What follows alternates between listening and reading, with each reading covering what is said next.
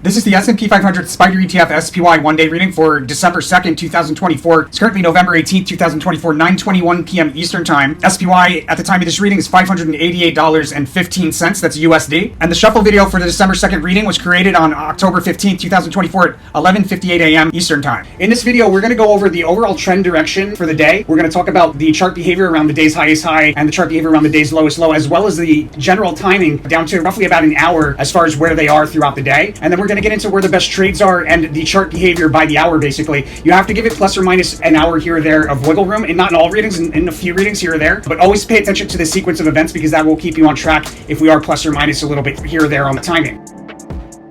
The overall theme of behavior for the day, we have an important resistance level on a multi-day scale that's highlighted here. And usually when you see the Ace of Swords in the theme card position, what you do is you decline from the resistance and then you return to it at least. You might do that more than once, but you return to it at least once. So usually it gives you a reliable trade once you identify that resistance level. Once you're below it, in a decline below it, that would be an opportunity to open up along to close at that resistance level's price level. So pretty good way to trade, good way to start the last month of the year. Behavior around the highest high, we have the star card, an unexpected move to the upside into that resistance level. Behavior around the low, we've got the truce card. So near the low, there's a couple ways that you could read that. It's not the most natural card in a low significator position, but you could read it either that we decline to an important price level at the low and then we return back from where we declined, or more likely what we have is like near the low we have a rally into key resistance and then a decline into the low, more likely. But it could be either of those. There's no real trade advisement as far as the trade significator card goes. In the pre-market, we have a U-shaped dip. There's an important support level on a 1 month scale minimum highlighted right around the open, and it looks like that'll be within a period of price swinging right around the open. There's multiple failed attempts to break through key resistance in the first half hour roughly, and then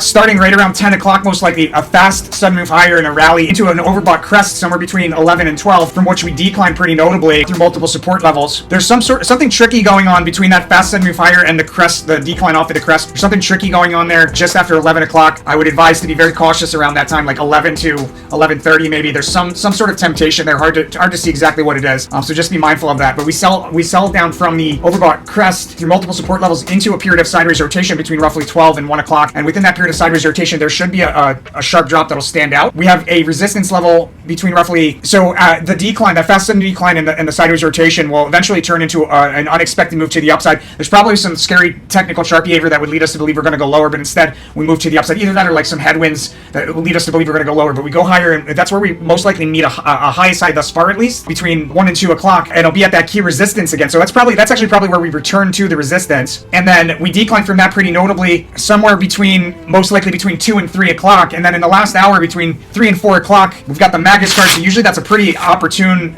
moment for trading, and it looks like what we'll have is a decline off of that resistance between 2 and 3. We'll decline probably closer to 3. We'll decline, and then the decline will end with a fast sudden move higher, taking us most likely back to that same resistance at the close. And then we've got the devil card at the close, implying that it might look like we're going to go through it or something like that. The devil card at the close implies that we want to be very careful. There's an intentional fake out or shakeout around that time, so be very careful not to do the wrong thing just because they're like pushing us around. In the post market, we have a decline that offers opportunity to open up a long position. It actually looks like it's more so like leading us into a low here, so most likely we have a lower price level. Yeah, so we've got the devil card and the Ace of Cups right here. Devil card, Ace of Cups. So if there's no fake out here at the end of the day on the second, then what it's telling us is in the post market we're gonna have a decline that's really gonna scare us, and then right around the open there'll be opportunity. We should have a move to the upside. Should have a move to the upside taking us to a high. We'll look at that in more detail when we get into the reading for the third. As far as the lowest low, it looks like it's hard to determine exactly where the lowest low is here on the second, but it does look like we will be lower in the morning on the third. As far as the highest highs, we have them several times, but if they're not all the same resistance, then the highest of them is most likely going to be between the 1 to 3 o'clock time frame.